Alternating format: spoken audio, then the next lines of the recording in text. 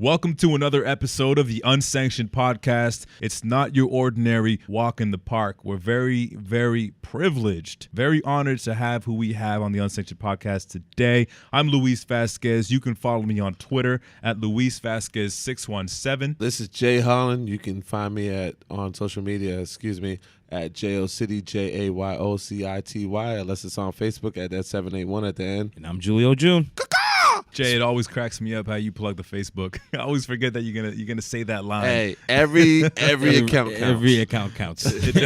Does it, Julio? Well, it counts for him. All right, so remember. Where can we find Julio June at? Well, you can't find me anywhere now, but ladies and gentlemen, if you are White looking pages. to find me, we do have a nice little contest running. If you want me to get on Twitter, we're looking for a great Twitter handle. So please, which he's very hesitant to do. Please enter smart, intelligent ideas to where, Jay? Unsanctioned PW on Twitter, Unsanctioned PW on Facebook, Unsanctioned Podcast at gmail.com. Make sure you submit your best ideas for handle names for Mr. Julio June. Let's get Julio June into the 21st century. Yes, get him on social media. Whether you care or not about Julio, help a fellow human being out to come to adopt those pigeons and century. eagles never drop a message. Right now, he is word of mouth. We need to bring him forward into this. But fellas, I'm here for a special reason. You obviously are. are. Time for a special Eagle reason. system has worked, the Eagle guys. landed on time for Mr. Julio. Special reason. That's right. For a special reason. On I this feel like Seal doing that. of the Unsanctioned Podcast, we have, I can't believe I'm saying this, the kid in me inside wants to rip outside of my human body. Ladies and The gentlemen, world. hold on. Ladies and gentlemen, He cut off my if height. you guys watch Dragon Ball, just imagine Vegeta getting mad.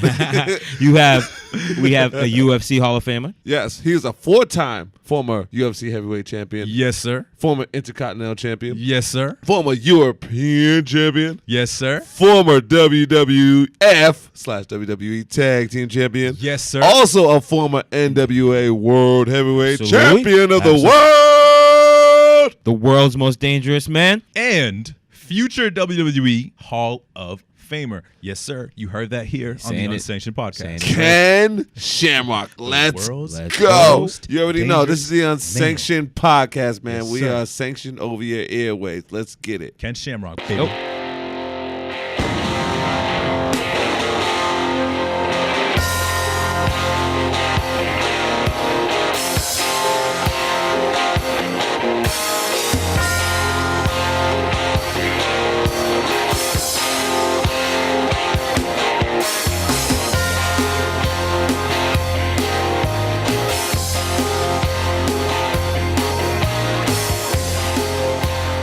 You are locked into the Unsanctioned Podcast. Once again, I'm Luis Vasquez. I'm Jay Holland. And I'm Julio June. On this episode of the Unsanctioned Podcast, as we mentioned before, about a minute ago, very, very heavily, we have the world's most dangerous man. Mr. Jay Holland, who is that? That is Ken Shamrock. Man, yo, Ken I don't think people understand. Like, This younger is really generations him. don't understand. This man started the Attitude Era. He certainly did. I mean, And a trend. And he is A the trend. god, not the Godfather, the god of the ankle lock. God of the ankle lock and the God of MMA being Yes. introduced into wrestling. Just The the whole crossover. crossover. He started that trend. He's the first one. Gentlemen, He'll Fight show you me how to on do it. Fight me on it. Gentlemen, he started that trend. gentlemen, if I may say so, Go ahead. the Unsanctioned Podcast has treaded into new waters. If you think about just the past couple of weeks we had Huge. WWE Hall of Famer Jim Ross, Jim Ross. We're coming Followed off the by heels a- of Jim Ross. followed by future WWE Hall of Famer Ken Shamrock. We're putting that in there because he deserves to be in the Hall of Fame. Absolutely Without deserves to be in question. it. And it will Absolutely. happen one day. It will happen. I don't know what Hey, dust needs to be if cleared. we have but it will anything to happen. say about it, it absolutely will And happen. even if they want to play politics and not add him in, I'm going to say it just like this. Ken Shamrock is a Hall of Famer in my eyes because he is one championship away from being a WWE Grand Champion. And whether that happens or not, the man is still a Hall of Famer. And they've inducted people who have accomplished less. Not to diminish, I'm not at all. But he is a Hall of Famer. Comeback or no comeback. It absolutely has unfinished business. But here's my thing. Like, people accomplish less, but at the same time, you got to look at those people's credentials. Jake the Snake Roberts, he was bigger than Hulkamania for a point in time. You know what I mean? It's very seldom.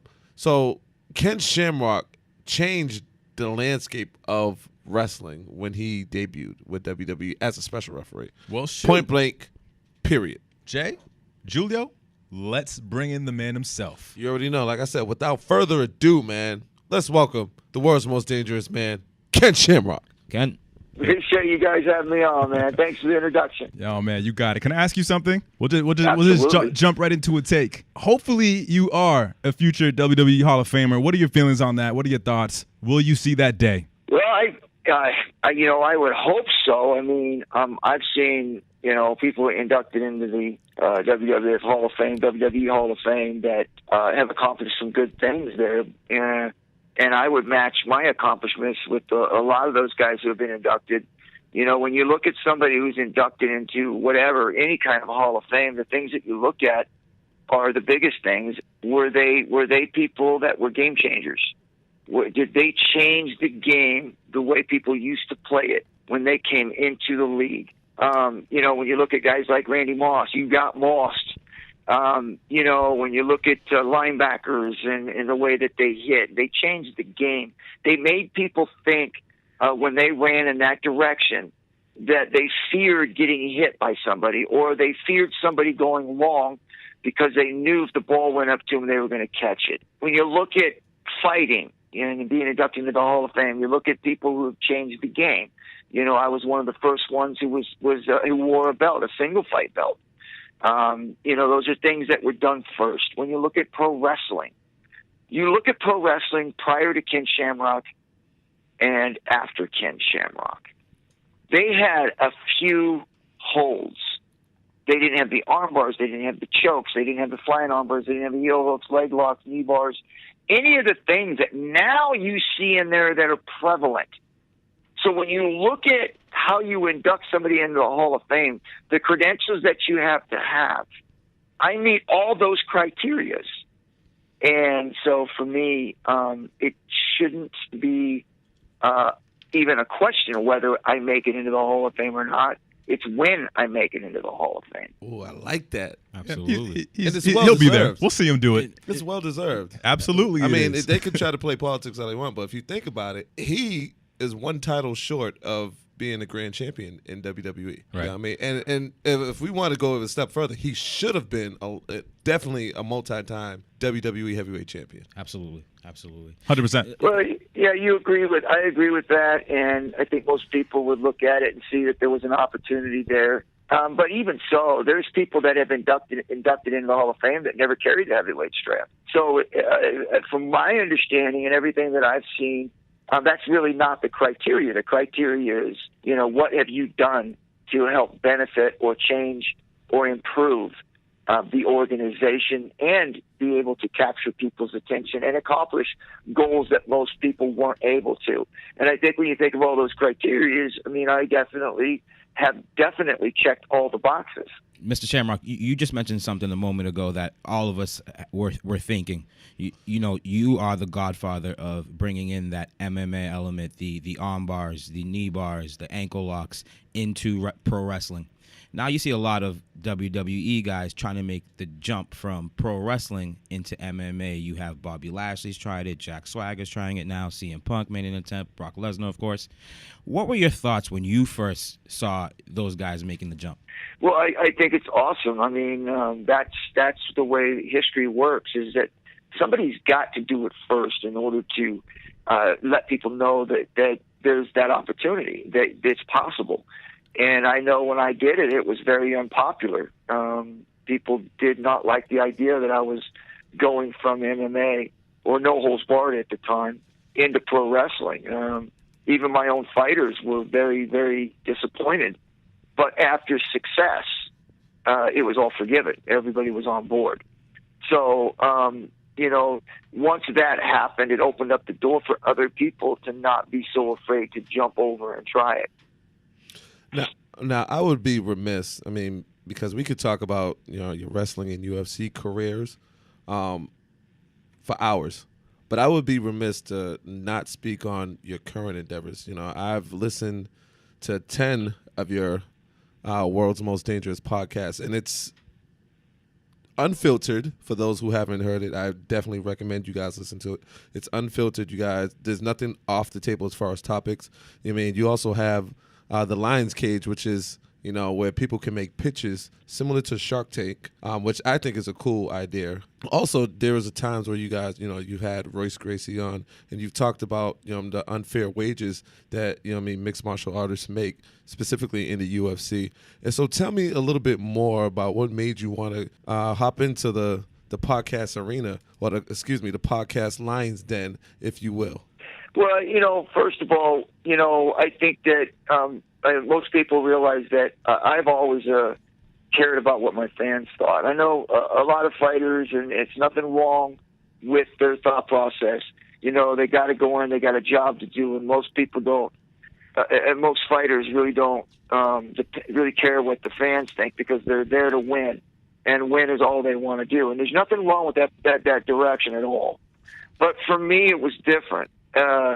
I really cared whether or not the fans enjoyed my fights. You know, it made a difference to me. And if there was something that maybe I didn't do that the fans were disappointed in, then I would go back to training, and I would try to make sure that I would do something different to make sure that I didn't disappoint the fans. Now, winning was everything to me, and training hard and my craft and being good at it was important. But on top of that, I didn't see why I couldn't also be listening to the fans and being able to make sure that they were also being entertained, you know.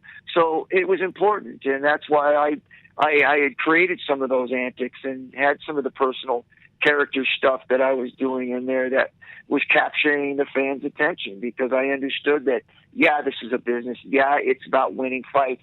But at the same time, I also knew that it was also entertainment, and I needed to make sure that my fans were entertained.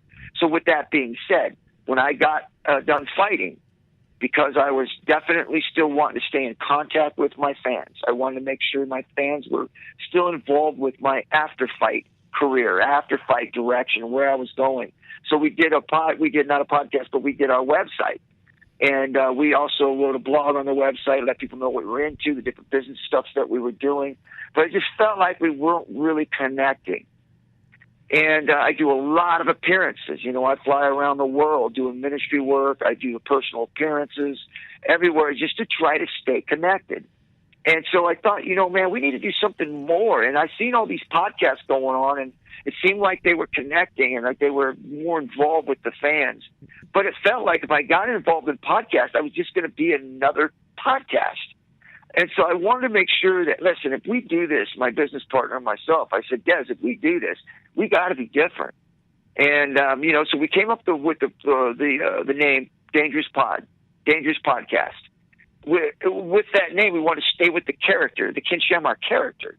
And with that, though, we had to make sure that we were maybe politically incorrect in some things, because most people don't want to talk about religion. They don't want to talk about politics, you know, all these other things. And we thought, well, let's us be real open. Let's talk about everything, business, politics, religion, everything, so that when we do our podcast, that we are dangerous. But we got to make sure that we don't take sides, that we listen to people who may disagree, that we have an open mind.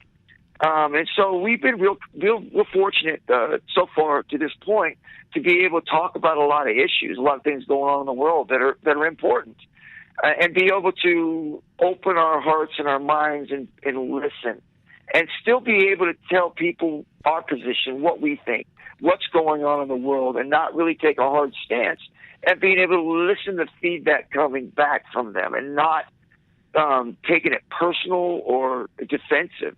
And so far, man, we've had a really good connection there. We were able to get a lot of important things out. We get a lot of feedback, and to us, that's the most important thing, is having that feedback. But we said, you know, it can't just be, you know, about, you know, different things in the world, politics and religion and all the other stuff going on in the world. We've got to bring other things into it. You know, my business partner himself is in the business world. I mean, he has online trading. He's been doing it for a long time. He's very successful. He's a businessman, entrepreneur. And we said, well, why not we bring in something that you're good at something that I'm now getting involved with, which is an entrepreneur trying to create new business opportunities using my celebrity status. So we thought, well, let's talk about these things that we're doing. Let's talk about different business ideas that we have going on and how we're building that up.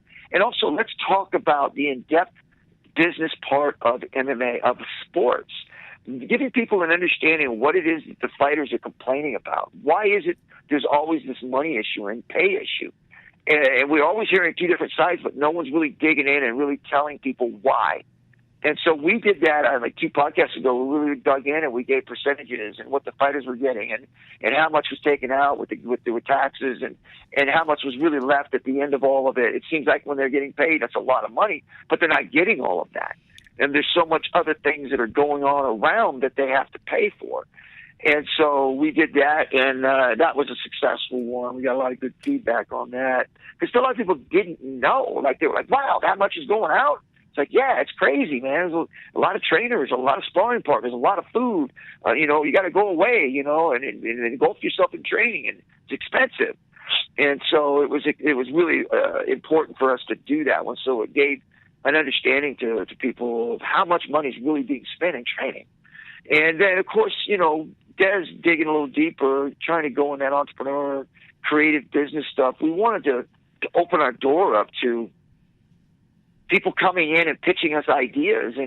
And with Des's background and with my background, I have a lot of experience in my own world in being creative and startup businesses like No Holds Barred at MMA that I was a big part of.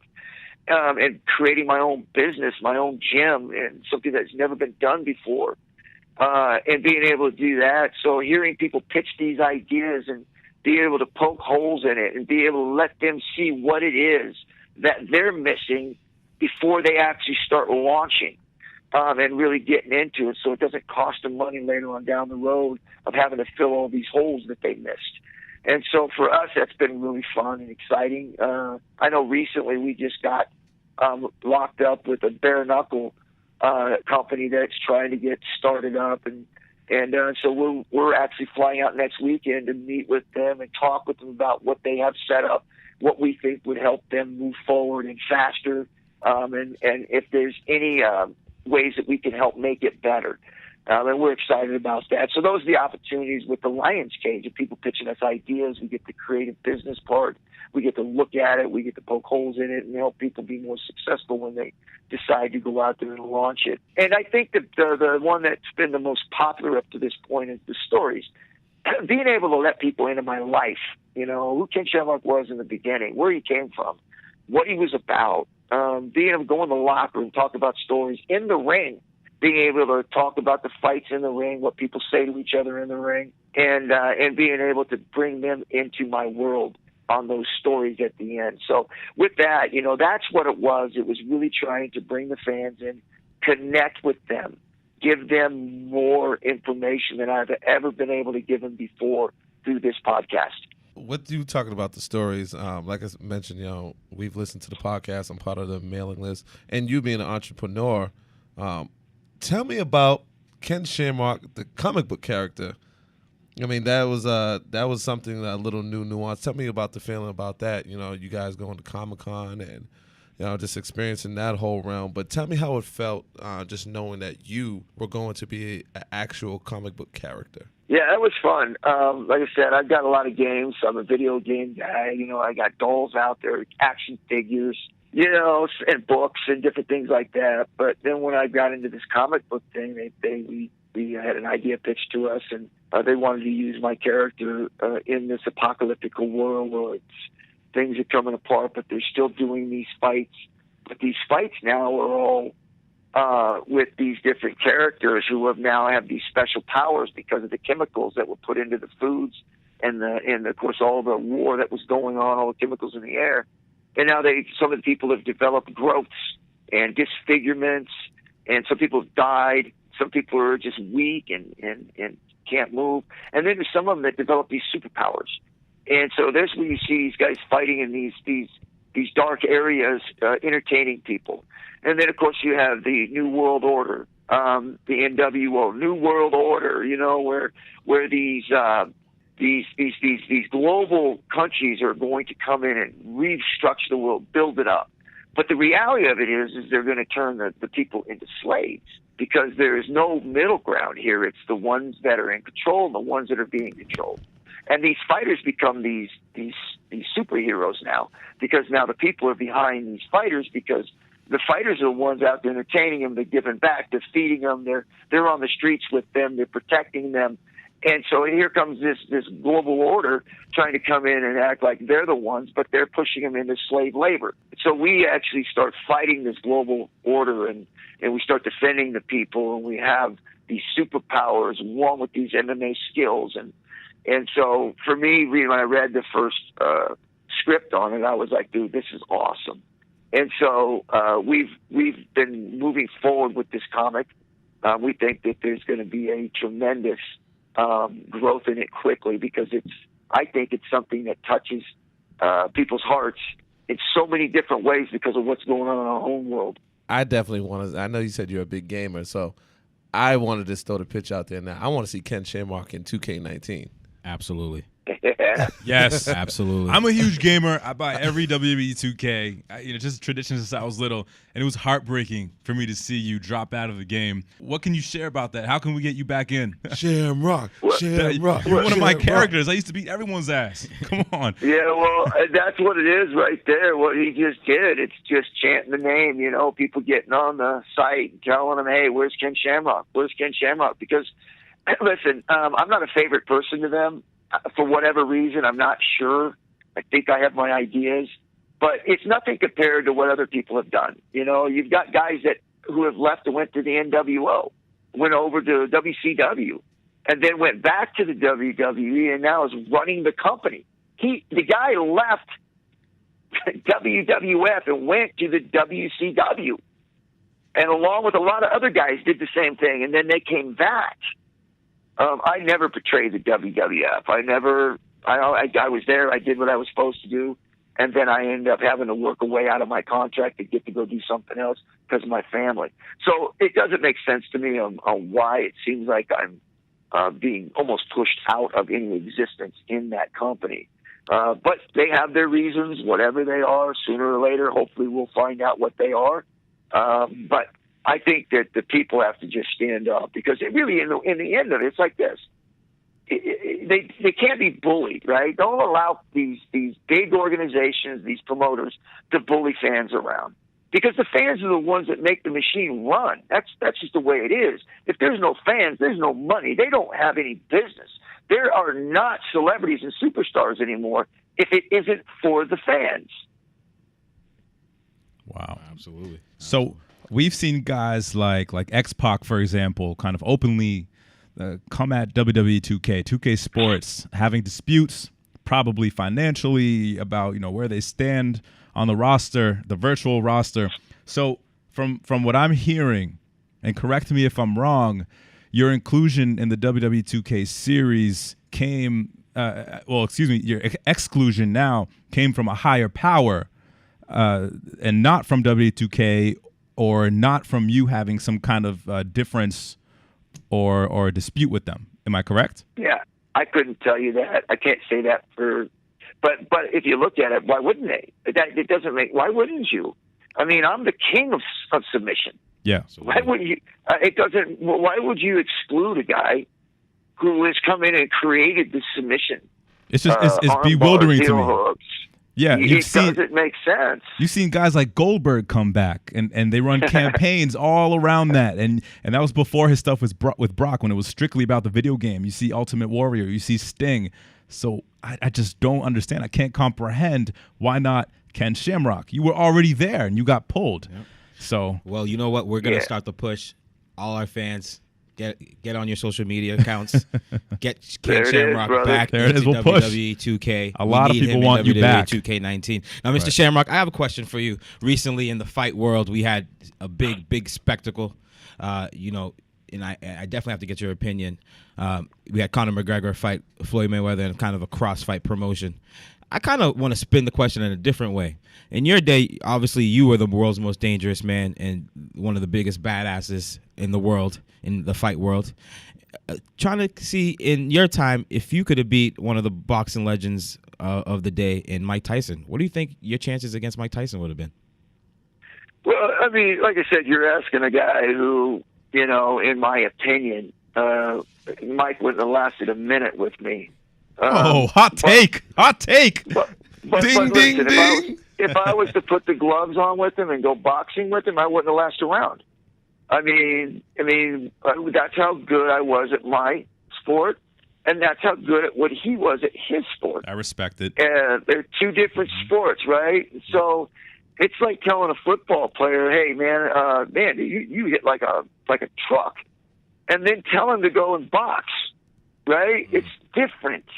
It's not the same thing, and so you can really make somebody look really stupid, who is so dominating at what they do, to put him into a different sport. And that's why when you see someone go from being a world-class football player into playing baseball, or a basketball player who goes into the WWF, you can't put your finger on how impressive that is.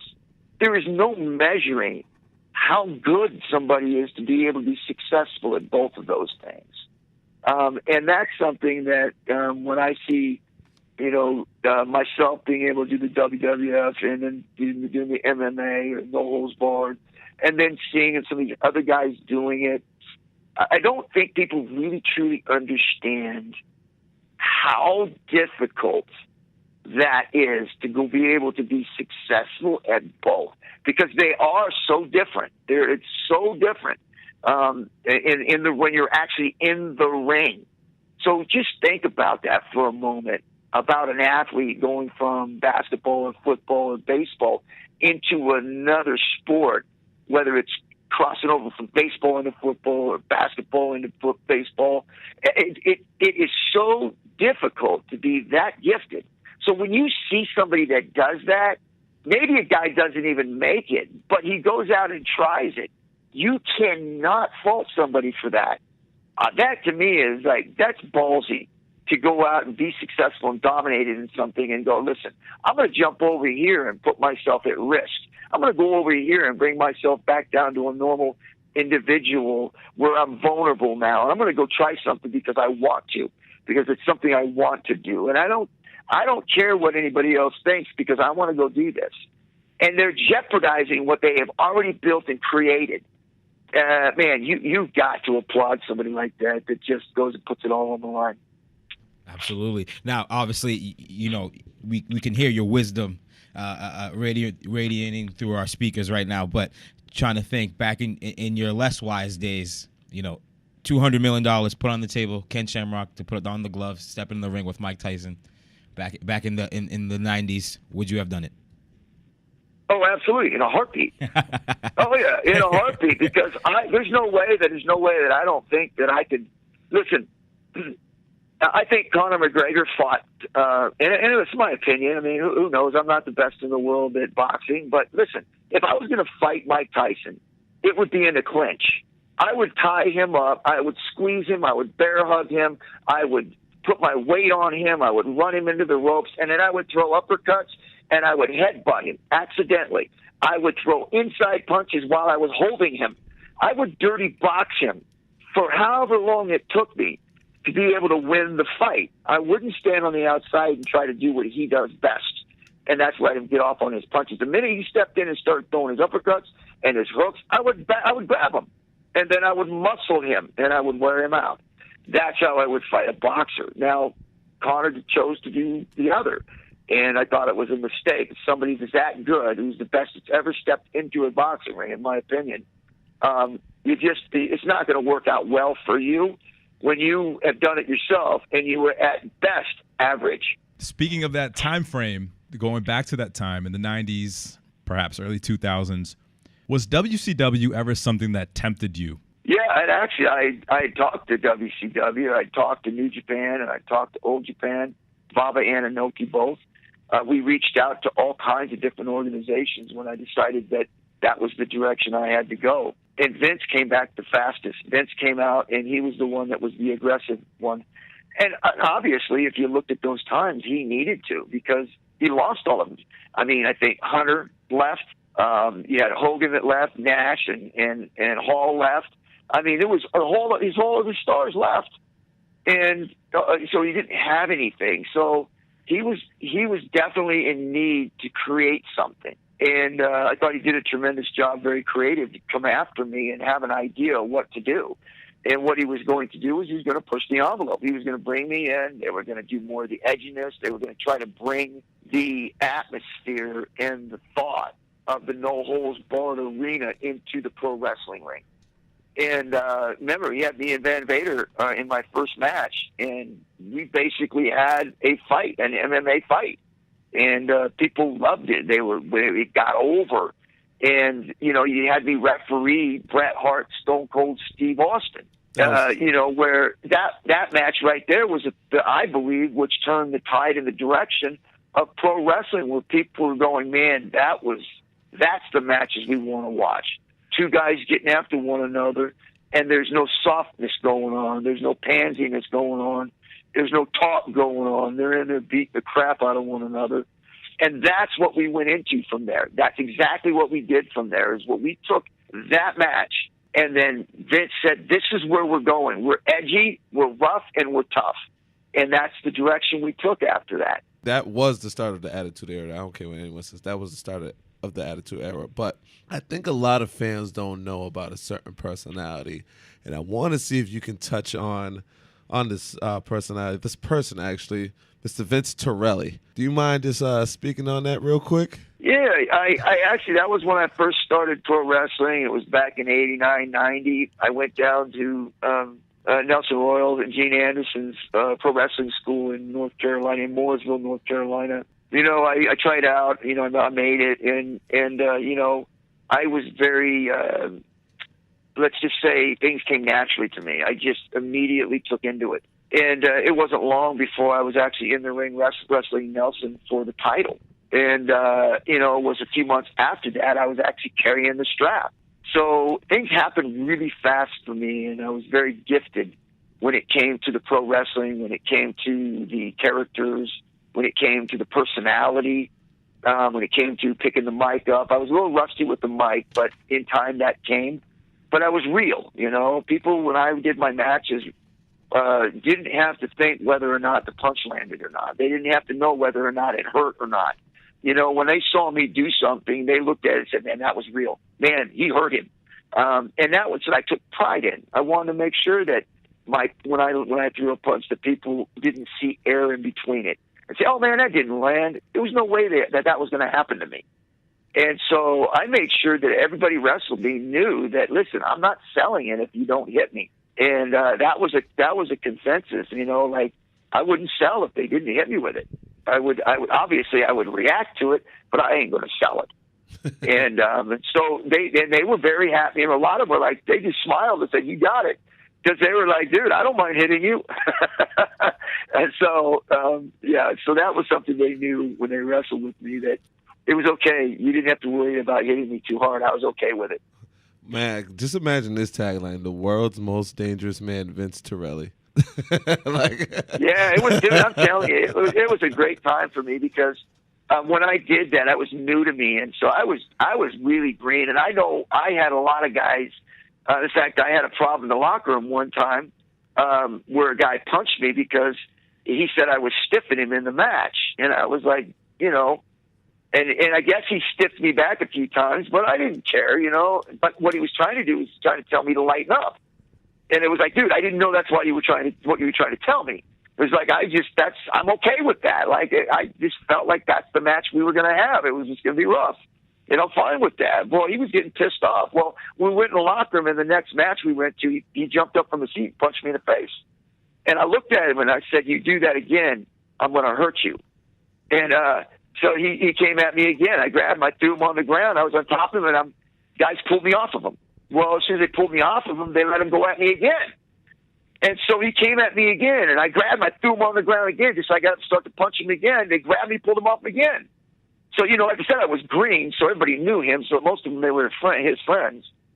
And so I looked at everybody. It's the third time I looked at him. I said, if he comes at me this time, I'm going to knock him out. Because I didn't really want to punch him, right? I was just going to put him on the ground and hold him. And this time I said, if he comes at me again, I'm going to knock you out. Who was it? And I can't tell you. He dressed up as the mailman. He dressed up as the mailman, and he was a bodybuilder. He looked like a bodybuilder. And it was back in the South Atlantic pro wrestling days. So you guys figure that one out. But yeah, so he did that. And so when I pointed at him, I said, you come at me again, I'm going to knock you out. Well, then he started acting tough and pulling the buddies in front of him like he was trying to get at me, but they wouldn't let him at me. It's like, that's fine with me. The old tough guy move. You know how that goes. Right. But I didn't care about that. Just as long as he didn't come at me again, because I wasn't going to pull the punches out. Let me at him.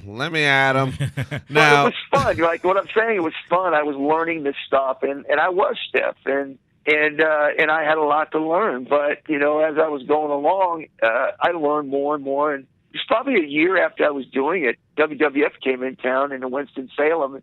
They had a couple shows on there, and I wrestled Barry Horowitz twice. I had great matches with him. And then I wrestled this guy named Mega Man, and that was horrible matches with him. Did he hit you with a cannon? Oh, my goodness. He was horrible, dude. Oh, man. You know what, Mr. Shamrock, I have a question. You just talked about how when you first started, how it was in the locker room. I kind of want to know what it's like. Ken Shamrock, world's most dangerous man, UFC legend, walking into the WWF locker room for the first time back in that day. What was it like your first day walking back into the locker room? Hold on. Even before that, how about talking about leaving UFC in your prime to go to WWE? Because I don't think a lot of people realize that you was in your prime in UFC and you chose to walk away to join WWE. When I was in my prime, I was in Japan. That's where I was in my prime. When I went into the UFC, I was 32 years old. And of course, 32 is definitely not in your prime, not as an athlete, not as a professional athlete. But I was able to, because of my skill sets and the knowledge that I had, I was able to succeed at a very long time, all the way up till I was 38 years old. And I fought till I was 52. And so, I enjoyed it. I had a great time. But going from, I think, the MMA world, and I was definitely, if you want to talk at my peak, during that MMA career, no holds barred era, I was at the top. There's no question, but I was not in my prime. So you think about that for a moment. Not in my prime, but I was still at the peak of MMA, at the peak of no holds barred, and I was the guy.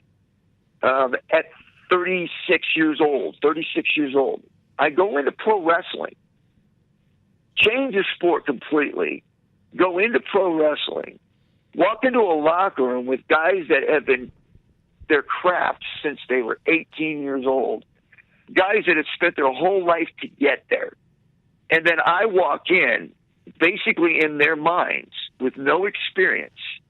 I didn't work my way to get there. I'm coming right over from being a fighter into pro wrestling. Why did I deserve to be there? When all these guys are fighting to get to this point, I get pushed right in front. So there was a lot of animosity about me being there in the first place. But no one was going to say anything. They knew who I was. So they were definitely not coming up and saying, man, you don't belong here. None of them did that.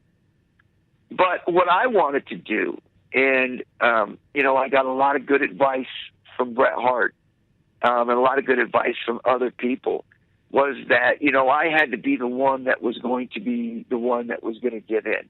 I had to be the one that was going to be the passive one. I had to be the one that was going to break the ice. And so when I walked into the locker room, I went around and shook everybody's hand. And then when I would go in and I was going to have a match with somebody, knowing that they were going to have to put me over, and that they had been there for a lot longer than me, and that they were on top, but yet now here comes this green guy going to come in and get put over on them. I made sure they understood that, listen, hey, I'm here to learn. I understand you guys you've been here for a while. I'm just here to do my job, and I would love for you to be able to help me put together a great match, and I'll do my best. And that's what I did. I basically brought myself down and let them understood that I understood that they were the ones in charge, that this was their ring. and that I was coming in and I was a rookie, and that there was things I needed to learn, and I am willing to learn. And that, by doing that, it did help me a lot, because once I had a few matches, it was very clear at that point where I was going, and I wasn't going to go anywhere. Like, I was there to stay because I put on good matches and that people were buying into me. And so people realized really quick that I wasn't going to go anywhere, that I was there. And so it really started to work out for me, even in the beginning when I was making sure they understood that I'm green and I know you're in charge. Let's put this match together and let's have a good match. And I think that went a long ways to them being able to trust me when I went into the ring, that I didn't have an ego and that I wasn't there to be this badass MMA fighter. I was there to be Ken Shamrock, the world's most dangerous man in the WWF. Great that you mentioned Bret Hart, because that is a perfect segue for my next question. Throughout the whole Montreal Screwjob, you heard a lot of stories and ideas that were pitched on how Bret could drop the title, since he didn't want to drop it to Shawn Michaels directly. And your name came up supposedly many times. Tell me, how was the climate of the locker room prior and after the Montreal Screwjob, and if you knew that your name was being tossed around as the guy to win the title from Bret and then segue it to Shawn Michaels? Yeah, I knew that Bret wanted to drop the title to me. He mentioned to me several times that he wanted to work a program and he wanted to drop it to me. And this was during the time that they were trying to get Bret to drop it to Shawn. And he just didn't. He wanted to drop it to me. But like I said, I'd never heard the talks going on between anybody else but what me and Bret had talked about. He didn't tell me that that's what they were talking about. He didn't tell me he was talking to them about it. He just told me that he thought it would be good if he would drop the title to me, and that he would try to talk to Vince about that.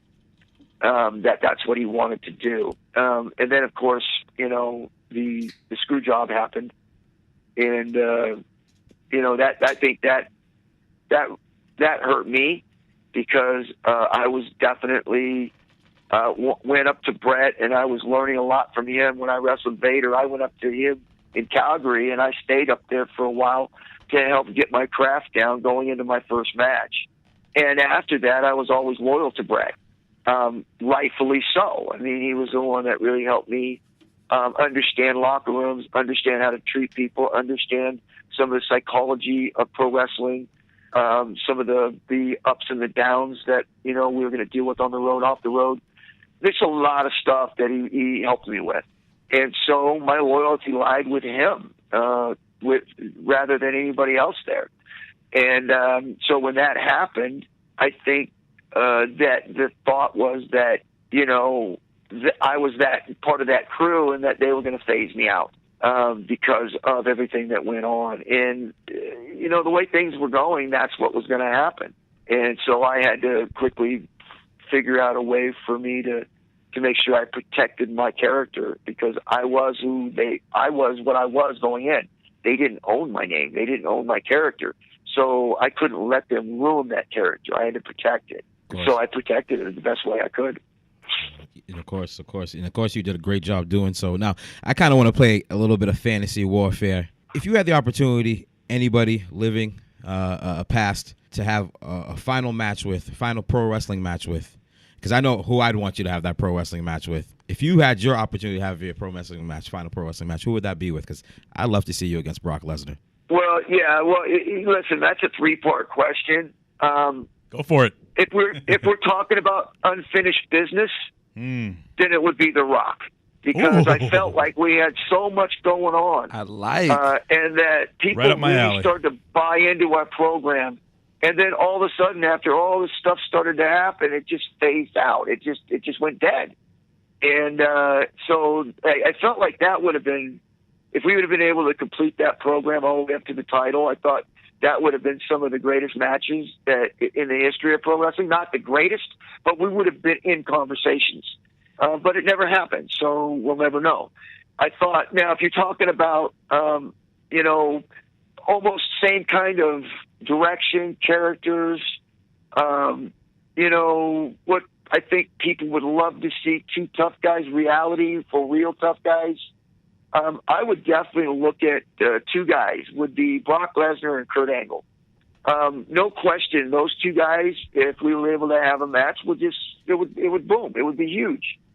Because you've got two characters in the ring, no matter which one they are, that people don't know whether or not it's real. I mean, are they really beating each other up or are they not?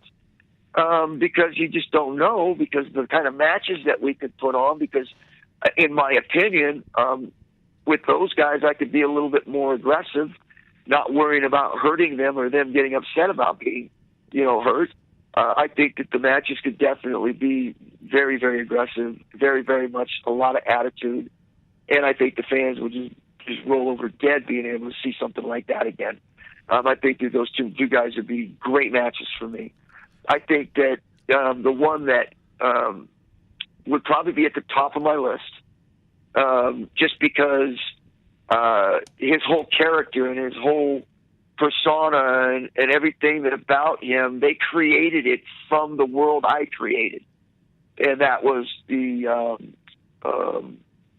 what's his name? I just went brain dead. The guy from WCW. Describe the gimmick. Ernest the Cat Miller? Ball-headed, gloves on, tights, did the football tackle. Goldberg. If I could have get your hands on him? With somebody because like I said, they created that character right from the MMA world, which I created. Do you think that was a response to Ken Shamrock? No, I don't necessarily know it was Ken Shamrock, but I believe that it was created in the image of the No Holds Barred era. That this guy with the bald head and the gloves and the black tight trunks, the emblem holding the world in the very first UFC, and then after the first couple, it's a bald-headed guy carrying the earth, and he has gloves on. He's got black shorts on, and so to me, that I believe that tough guy image with the football tackle, no nonsense, was created from that no holds barred era. So to be able to have a guy who had been created, and then have a guy who basically created it to go in the ring against each other also would be historic. Oh man! Now it's a brawl. I want to see. I can see Ken Shamrock snapping in a minute too. Brawl, not technical. All match. brawls. I don't want to brawl see for all. I don't want to see technical wrestling. I want to see that brawl. Not at all. All fantasy Goldberg, matches Ken I'd love to Shamrock. see. Now I have a two-part question here. One is this: I always wondered, how do you feel about other professional wrestlers using the ankle lock? You know what I mean? And a lot of people kind of associating that more with Kurt Angle and not Ken Shamrock. That's part one. And the second question would be, how do you feel about you and Dan Severn not doing a packet, like doing a program in WWE when you both were signed there? Well, answer your first question. I like it. I love it. I think that when someone does something like that, that's complimentary. It means that you've definitely have created something that someone and other people are all buying into. I did it first, so to be copied, I mean that's an honor. To answer the other part of that, where you're asking that they're actually relating the leg locks to Kurt Angle, well, that's done on purpose. It's an organization that, like I told you before, for whatever reason, isn't honoring the Ken Shamrock era. They for whatever reason, don't want to give credit to Ken Shamrock and the era of Ken Shamrock, the change that Ken Shamrock came in and made. So that's done on purpose. It's not Kurt's fault. Kurt's just out there doing his thing, man, and they're just trying to find a way that they don't include me. And by being able to, honor Kurt with the leg locks and being able to use him as the focal point of the leg locks, it's just another way for them to kind of slight me, which is okay because, listen, I mean, there's no way anybody's ever going to change that. No matter how much they try to put the focal point on him, no one's going to ever be able to change on where it came from. It's just not going to happen. There's too much footage out there. People will always know where it came from. Yeah, at first they may not, but if they get into it and they're watching it long enough, they'll know. So they're never going to be able to change it. They may be able to not, honor me and be able to have that spot up there where people see Ken Shamrock as one of the guys in the pro wrestling era and being honored that way. But they'll know I was there, period. And that's never going to change. Ken, I got to ask you, if you had to pinpoint one thing, just one thing, one reason as to why this is happening to you from those guys, what would it be? What's your guess? Well, there's two parts. One of them I think is because of the Bret Hart thing, where the guy helped me, and I was in his corner. Not to say that I thought that I was against Vince and the WWF, because I got to do my job. I got a contract with them. But this guy that I saw get screwed over in the ring, it wasn't right. I don't care what anybody says. It was wrong, because you're asking people to go in the ring and take care of one another. You're asking them to be professional. But then when you feel like it's going to benefit you, whether you're the owner or whether you're a promoter or whether you're a writer, you don't have a right to tell another wrestler or to encourage another wrestler to be unprofessional inside the ring. Somebody can get seriously hurt that way, and it's not fair to anybody. It's very unprofessional. And what now you're telling other people is like, oh, well, they did it, so if I want to and someone, I don't like what someone's doing, I'm just going to kick them in the face and say, oops. So you open the door to a lot of issues there. And so I just thought it was wrong. But I would still do my job. But I did think that it was wrong. It was very unprofessional. What Bret did, I'm not saying what Bret was doing was right. I don't know. I have no idea what was going on. I just know what I saw. And I know what I saw was wrong. And so that's my position. The other thing is I think when I wanted out of my contract, I had leverage to get out of my contract, and I used that leverage. But it was just business. It wasn't anything personal. Ken, you just mentioned, one of the most pivotal moments in wrestling history in the Montreal Screwjob. And one of the, most influential characters in that pivotal moment is Shawn Michaels. And, back in the day, there's a lot of stories of Shawn Michaels having a lot of influence backstage along with his cronies when they were known as the Clique. What were your interactions like, if any, with the Clique? I never had a problem with anybody. I really didn't. The only one I ever had a problem with was Hunter, just because of the way he treated people. And I spoke up a couple times against that. And so, but other than that, it was nothing serious. We got past it, or at least I think.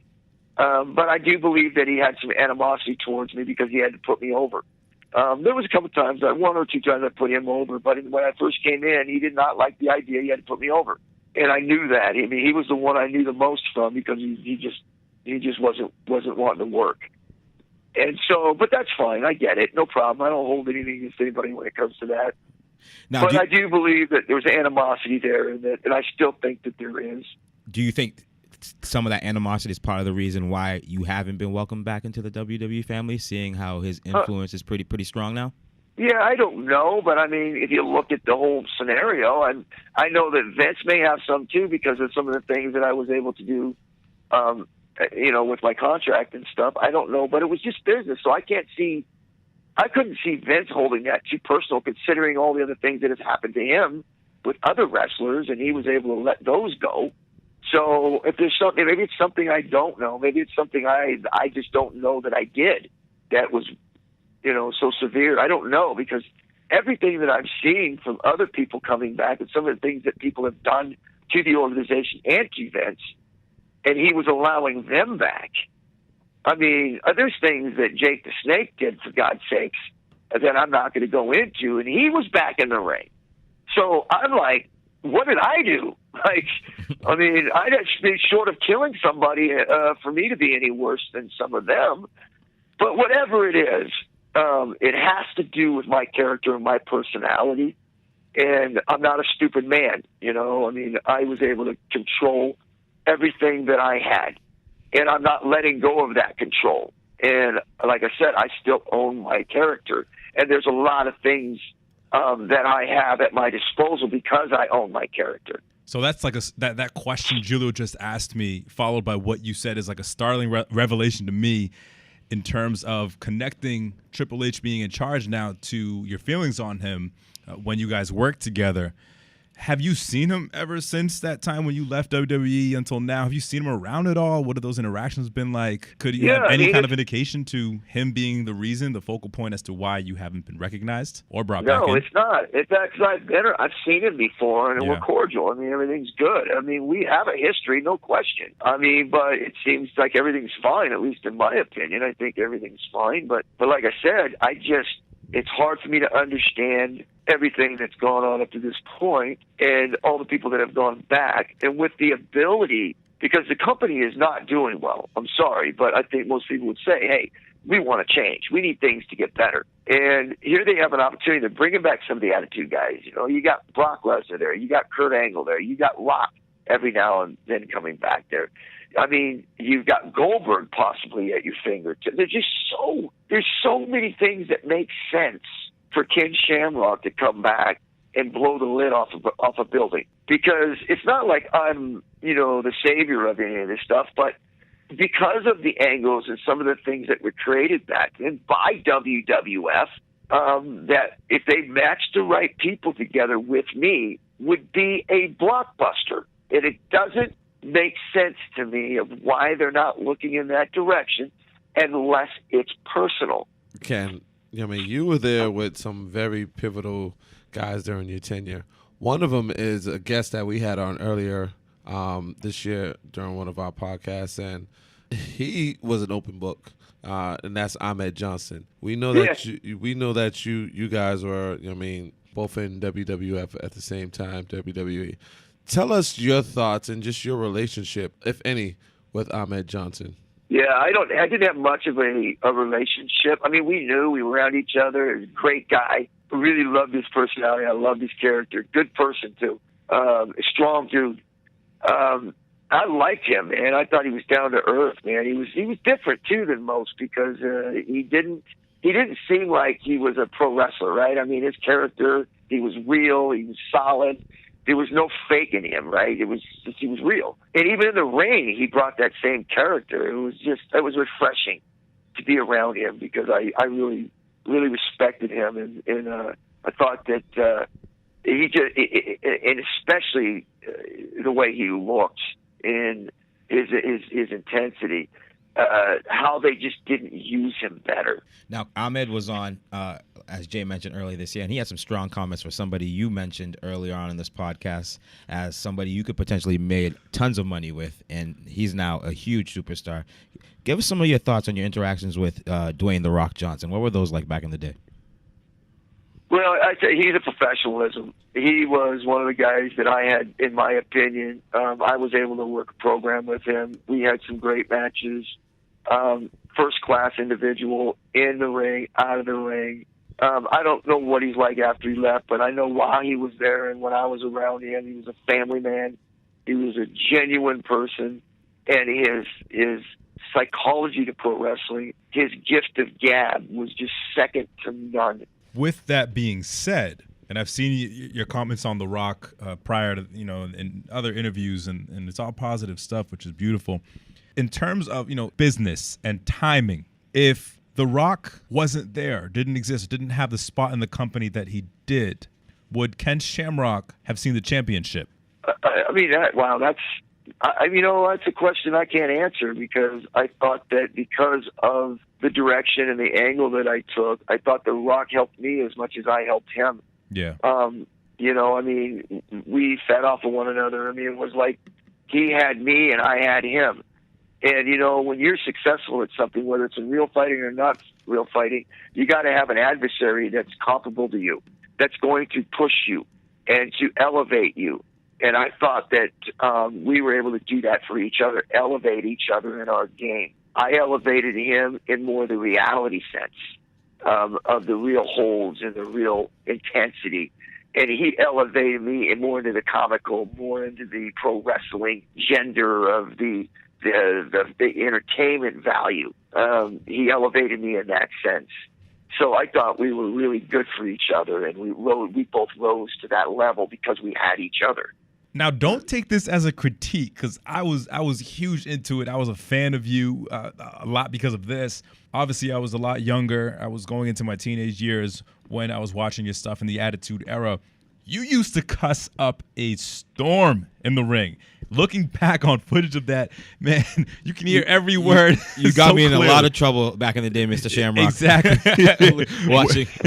watching pro wrestling as a kid. Yes, 100%. Where did that come from? Obviously, it's from the drive and all that, but tell us a little bit more about that. And were you ever spoken to about that in terms of how that comes off on TV with the brands and the companies and the money and all that involved with that? No, no one ever really talked to me about it, because I don't think I did it a whole lot. I did have my moments, no question. But again, that was all intensity. That was all in a moment. And when I heard myself, I felt, embarrassed too. But I came from a different world, I mean, when I brought those interactions out, those inner emotions out, the intensity and the anger out, I came from a place where I grew up, right? I mean, I came from the streets.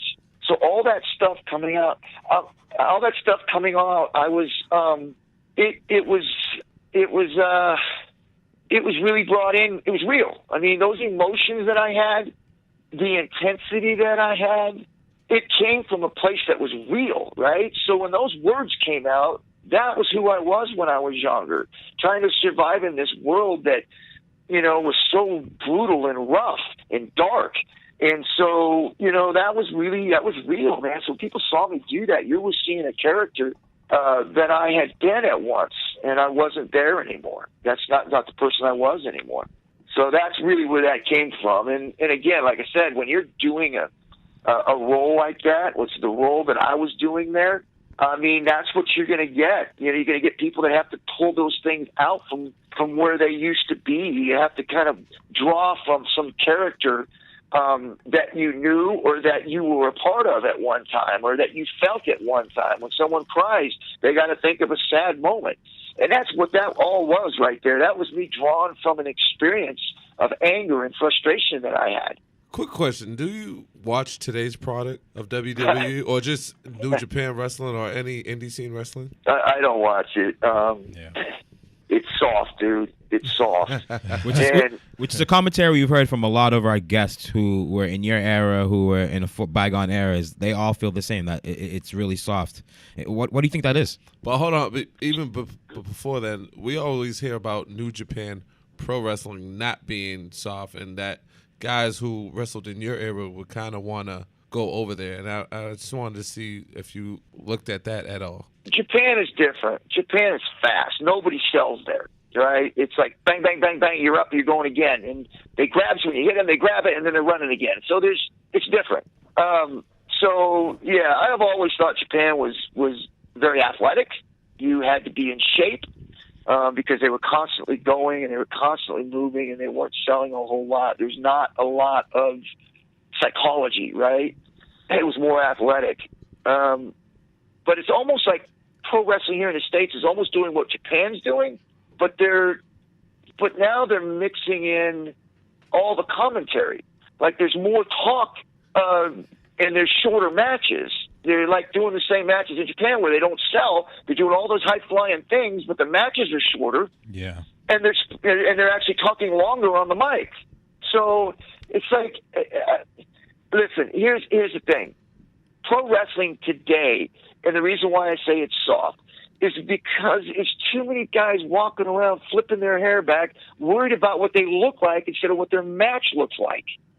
Wow. That's a very honest take, and we can definitely kind of vibe with that. Yeah, I see that. And a lot of that has to do with the television ratings and the nonsense. More PG. Yeah, more PG. Right, this is what right, it is. It's right. PG. They're honestly, not taking risk.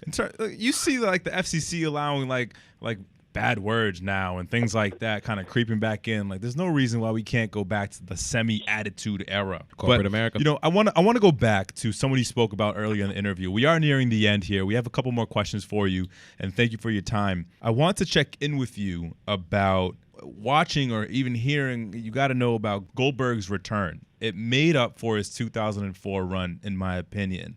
Seeing a guy like that come back, especially at his age. 50 years old. And it's not to knock him. Age is just a number. He was in incredible shape, deservingly got to do what he did. How does that make you feel in terms of what you can deliver if brought back into the WWE? Well, listen, I don't hate on anybody for being able to accomplish things at a later age. I think it's kudos, man. Right. And I don't think anybody that's in the ring has anything to do with what's happening with me. I think that's coming from, office. I think it's coming from higher up, and unfortunately the fans are paying for that. I had to go and do some tough things in my life, because it wasn't fair to the fans for me to be arguing with Dana White and being mad at him because the fans deserve better. I had to go to my brother, try to put that to rest because it's not fair to the fans to have to choose between us. And I did that with Tito because it's not fair to the fans to have to choose between us. We put too much into the sport. The fans deserve to be able to watch all of us, be able to be happy to be able to talk or say anything about any of us, and for them to not have to worry about what they say because they're afraid they're going to make somebody mad. I feel that's the same thing now with me and the WWF or E. It's almost like they have to choose. Like they've got to choose the WWE or they've got to choose me, and it's just obviously I'm going to lose that because I'm not in the ring. I can't perform, and they're going to go with the performance even though they may not like it. And so for me, it's not fair to the fans for this to be going on. If the fans want me in the ring, the fans should get me in the ring. I mean, that's what it's all about. That's how all these guys are being able to stand up there and be put into the Hall of Fame and being able to have fast cars and big houses and being able to buy whatever they want because the fans are the one that are putting money in their pocket. So listen to them. Look, I'm starting to hear today. # Shamrock WWE. And that's what I'm pushing. We'll push it. Shamrock # Shamrock WWE. Because we're asking this because we're totally behind it. That's why, as the the fandom in us creeps out, we want to see you back. We definitely. Well, why wouldn't you? I mean, it's like I don't understand it. I mean, Listen, they put me in a position for you guys to be able to come watch me. Right. And I put my work into it, and I was very professional at doing it. Maybe not outside the ring, but inside the ring, I was very professional when I went in that ring because the fans mattered to me.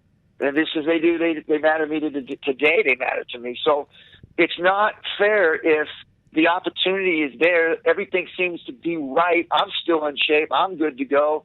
On why it wouldn't happen. And from everything that I'm hearing and everything, and I wouldn't even think about it if it wasn't for the fans asking me. I hear it all the time. Hey, man, when are you going to come back? When are you going to come back? That's important to me. I want to make my fans happy. I've always cared about what my fans thought. So it's not like I'm going, I'm going to wake up today and I want to go back into wrestling. No. Yeah. I want to go back into wrestling because I keep hearing the same thing over and over again about the fans wanting to see me back in the ring again. That's important to me. Right. It means I want to see something closure. As a fan, I want Ken Shamrock to have closure. That's just from a fan perspective. I don't know if you feel it or not, but I want that closure as a fan in Ken Shamrock's wrestling career in the WWE. WWE. I feel that way. Right. That's how I feel. Is that there's no closure there. It's just like it's just like the UFC with what happened with me and Royce, where he kneed me in the nuts. We had a chance to put a closure on our rivalry, and he decided to take the cheap way out.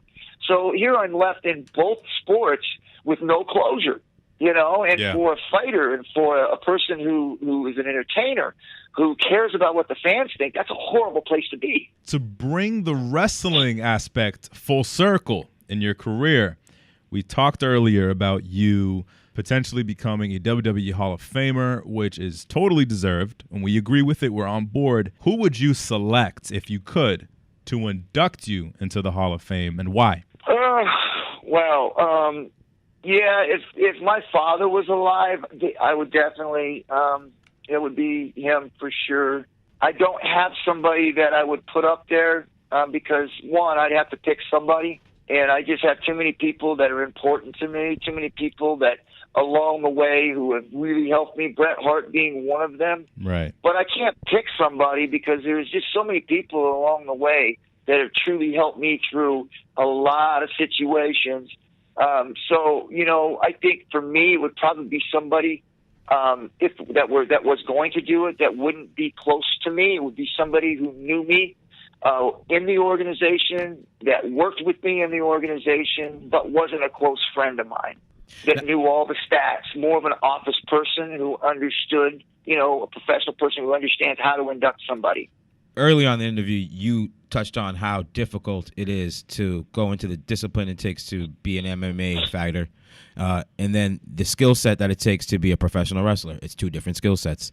Kind of give me your opinion, two-part question, on who in your MMA days could have made the transition from MMA into WWE or pro wrestling successfully, and then who from pro wrestling could have made the transition from pro wrestling to MMA. Well, I think Steve Blackman for sure, no question. I thought he had the strength, he had the size, he had the speed, he had the agility and the conditioning to be able to cross over. He had some skill sets in his striking. He had wrestling background, so I thought he could have made a good transition if that's what he chose to do. You know, there's guys like I think Farouk. He played football, big, strong dude in the heavyweight division. I'm sure he punched hard. He had a lot of good agility, but he was a little bit older then, so not in his older era, but more in his younger era. I thought he was a guy that really could do some damage. And I can't remember his name. You know, forgive me for that. It was a long time ago. But the one that won the Tough Man, Daniel Puder. No, the one that won the very first one where Maven. we did it. Who was it? Maven Huffman. No, he said Tough Man. Are you talking about Bart Gunn? Bart Gunn. No, it wasn't. Was it Bobby Gunn? No, Bart Gunn. No, it yeah, wasn't Bobby Gunn. Brawl for All? No. The one in pro wrestling. In the pro wrestling organization, they put on that Tough Man. Yep, they put on the Brawl for All. That's Bart Gunn. Yeah, the Brawl for All. The one that won the Brawl for All. Yeah, Bart Gunn. He got knocked out by Butterbean. Bart Gunn, yep. Bart Gunn, yeah. He's a guy that I thought would have done well with some training. I thought he had some skill sets. He had great defensive takedowns. He moved well. He punched hard. So I thought he could have done well. And, you know, like I said, there's a lot of guys there, man. There really is a lot of guys there that I thought that, you know, in their younger eras, they could have probably done it. I think pro wrestling is one of the most underrated, tough guys in the world. I think there's a lot of guys in there that are posers. There's no question that if they get a bruise, they're going to cry because their looks have gone bad. But I think that on the flip side of that there's at least half of them that are legitimate tough guys. I'm surprised nobody ever came up to you and asked you, Ken, I'm thinking about making this jump. Did anybody ever have the thoughts, ever pick your brain to see what you thought? You know, that's the thing that surprises me a lot, was that when these guys did do that, for whatever reason, no one contacted me. And it just shocked me because it was like, I have so much knowledge on what they're going to face, the adversity that they're going to have to overcome. I know exactly the hardest things that they're going to have to face before they ever get in the ring. And yet nobody, none of them ever called me and asked me, you know, hey, can you give me some pointers, or, you know, can you come down and work with me a little bit? Because I think if they did, I think that they would have had a little better success, talking about the lighter guy. I think he'd have had a lot more success if he would have got somebody who had been there and done that. I am honestly shocked to hear what you're saying when it comes to looking at a guy like CM Punk, who knows the business. He knows the wrestling business, and he knows MMA, UFC. He's familiar with both worlds and didn't reach out to an innovator like Ken Shamrock. That's the mistake I think that he made. Out of all of it, I applaud him. I think that what he did was tremendous. But I think the biggest mistake that he made was that he went with people that were his friends. He went with people that he felt comfortable with because of his insecurities about what he didn't know, instead of going, and because that's what it was the hardest thing for me, cross it over into pro wrestling, right, was going up to people going, I don't know anything, teach me. Exactly. No shame in that. That's what he didn't, that's what he did not do. He didn't want to put himself in a position to say, I don't know anything. It makes no sense. It doesn't, but right. he was at You're the such perfect a status. guy. Yeah, he was at such a status in pro wrestling that everybody believed that he was a badass. Right. So then when he comes into this world, he doesn't want anybody to think anything different. Yeah. So he brings people around him that's familiar with him, and he does what's comfortable instead of what's uncomfortable. And that's going back to the drawing board and letting people whip his ass for a while. Right. And then learning from what he has felt. Yeah, it got real pretty quickly. Yes, it did, and he wasn't ready for it. But again, like I said, I applaud him for it because I don't think anybody should ever have to fear chasing their goals, chasing their dreams. But I do believe that was the biggest mistake he made, was that he didn't reach out and he didn't get to somebody like myself who have already been there and done that and know the things you're going to face, know the things that are going to be the hardest things for you to have to face and deal with. All right, now, my question kind of just falls along the lines, just your career, to sum it up, man. And before we even get to that, just you were in WWF, which what it was known as back then, with Owen Hart. Tell us about some good times, bad times, whatever the case may be, or even practical jokes that Owen may have ran on you or others when you were. Well, I know one time I was actually in a room, and I was the only one in there, and he was in there before me, and he had actually rubbed the Vaseline on the door handle. And so when I went to grab the door handle, it was like I felt like, ew, gross, what was that? And I couldn't open the damn door. And so I knew it was him, because then when he just kind of has that, when you look at him, he has that big old smile on his face. He doesn't say he's doing it, but the smile says he's doing it. So Owen, in my opinion, was one of the good ones. You know, when you talk about a guy that was a good person, that would, he's always joking, always having a good time, but very professional. Like, he took his craft serious. A guy who didn't have the size or even some of the gift of gab, right? I mean, he had a lot of things working against him as a pro wrestler, but yet he accomplished such greatness. And he worked hard at it and did a great job. And man, I really enjoyed working with him. We had our matches and stuff. And it was a guy, like I said, that you could trust. And it was a guy that you knew that, hey, if when it came push to shove, he'd have your back. With us, Unsanctioned Podcast, we like to play imaginary bookers. No, it's a lot. I mean, we're not writers, but we like to kind of put forth what we feel are best matches. And with that, we also like to pose that question to our guests. So, as Ken Shamrock, we're going to put you as a booker. If Ken Shamrock can put together any WrestleMania card with any wrestlers, we want to see how you would break that down. Who would you put yourself in a match with? What type of match would it be? Any stipulations? We want to hear it all, and and you let us know how you would imagine your overall dream match. Well, I'm talking from today, and I'm not talking in the past. I'm talking today. If I was to walk in the ring and put a match on, it would be with Kurt Angle, and it would be in a cage, and it would be an ankle lock match. It would be a match that would say, "Who is the master?" And to me, that right there is a match that should have happened a long time ago. It didn't happen. But I think the setting for it is perfect even today, because he came in and he did a tremendous job with the ankle lock. He put that thing over, and even when I did it, he came in and he took it to another level. So here it is, an opportunity for that match to happen, to be able to go in a cage and do a no-holds-barred match and call it the ankle lock match. The Kurt Angle against Ken Shamrock, who's coming out on top.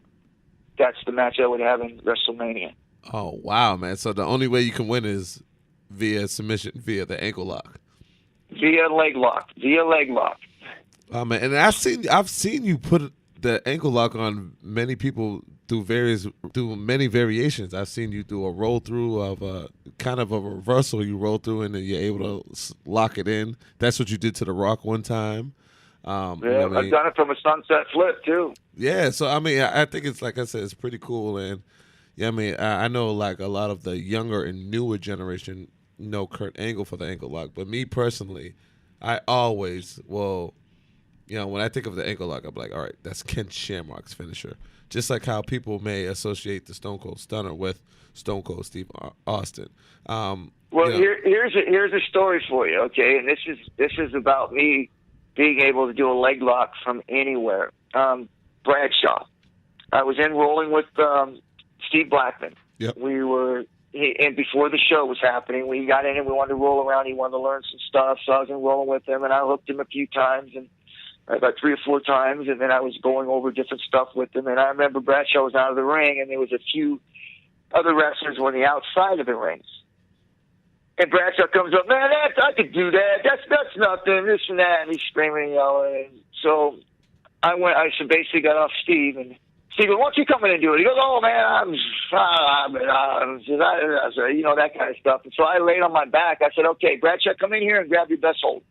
I said, within a minute, I'll have you tapping out with the leg lock. He looked at me and he goes, no way, dude. And I said, well, come on and grab your best hold. Well, he looks at me and goes, I don't have a best hold. I said, well, just grab it. Just grab a head and arm. Grab it and hold on to it tight. And I said, in a minute, I'll have you tapping out. So he comes in, he grabs me, puts me down, and literally spin out of that. Within 30 seconds, he's tapping out. Okay? So it don't matter where I'm at on the match. Same thing happened with Big Show. We were in the green room before a show. My wife was in there. A bunch of other people were in there. It was one of those meet and greet type things, family event meet and greets in there. Big Show comes up behind me and grabs me. I drop as he grabs me in the bear hug from behind. I literally just go I limp. So I fall through his arms. As I'm falling through his arms, I tuck and roll, and I grab his leg, and I literally kick his other leg out from under him, and I tap him out while he's standing up with a leg lock. He's actually tapping out? I would love to see He's literally saying, ow, ow, ow, ow, okay. No way. Now, everybody turned and looked, and they see me on the ground holding his leg. They're like, well, why is he tapping? He's on the ground. At a public event. So now listen to me. When I tell you this, Kurt Angle may be able to do the leg lock, but he's got to do it from certain positions. I can do it from anywhere on the mat, anywhere you are. I can jump into that leg lock anywhere. That sounds like a challenge. That sounds like a challenge. That is no challenge. This is Ken Shamrock. That's truth and gospel is what that is. We could potentially turn this into a Twitter beef to get you back on TV. No. There's no beef. He's not the Godfather. He is the God. We're trying to work an angle. We're trying to work an angle to get him back on TV. All right? He needs to get back in the ring. So stick with me. Bear with me here. Oh, man. Ken Shamrock, we want to thank you immensely so much for your time here on the Unsanctioned Podcast. Definitely, man. I'm not even going to lie. Like, this is probably, like, my favorite, or even close to my favorite, because I can't slight Ahmed Johnson. I mean, Tony was cool. Right. But honestly, you edge him out just because it was just, we lost track of time. That's what we know is real. Listen, it's like this, man, and I know this for a fact. I could be doing something now, right? And then all of a sudden someone comes in 2 weeks later, 3 weeks later, 4 weeks later, and someone else comes on and does something great. In that moment, man, you feel really great about somebody. And like, man, that was a good moment.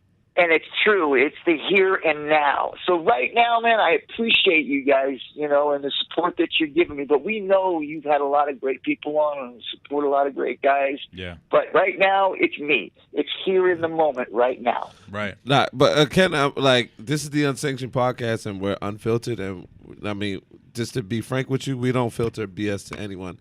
When it comes to guests, like we had JR. And JR was great, just because of who JR is, and he provided us with a great interview. And like I said, with Ahmed Johnson, Ahmed was great because he was just someone who just spoke freely. But just in the moment with you, like, it just seems like a genuine conversation. You know what I mean? And like I said, that's what we try to come across as. And you provided us with not only just, just a great interview, but it just felt like a great conversation. Yeah, I mean, and it's one of those where if we didn't look at the time, we'd be like, "Oh, we could have just kept going." Right. And I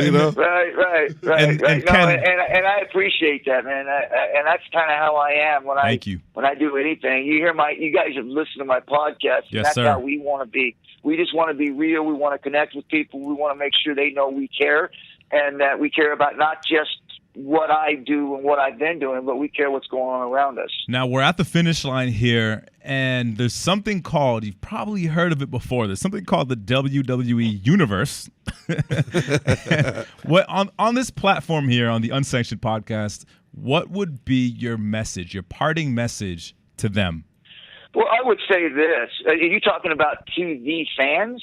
Just fans in general. Wrestling fans. I mean, we all know WWE is the conglomerate, the big market, but I mean, to all wrestling fans, because wrestling has grown exponentially throughout the years. To all of us who want to see you back. Yeah. What would be your message to wrestling fans? My message to them would be: did you get enough?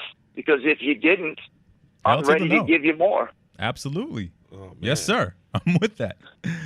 Ken, thank you so much for joining us on the Unsanctioned Podcast. Appreciate it. Friend of the podcast, Ken Shamrock. What an amazing man. Not only a legend in the game, but a legend as a person. 2 games. 2 games. Two.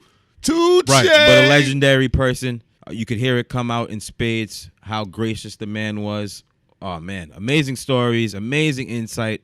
Wow. The world's most dangerous man, baby. The world's most dangerous podcast. Yes, no, not the world's most dangerous podcast, because that's his podcast. The world's most unsanctioned podcast. I like it. You already know, man. This is the Unsanctioned Podcast, man. We are now being sanctioned over your airways, so we have to sign off. Let's go. Peace. Gotta bring the city back. Let me know we still here. Never gonna stop. Keep rolling like a wheelchair. Can't be shook. You know the wolves smell fear. Throw them in the trunk. Turn your man to a straight spit. No tire, just money so fire. Can't stack your paper.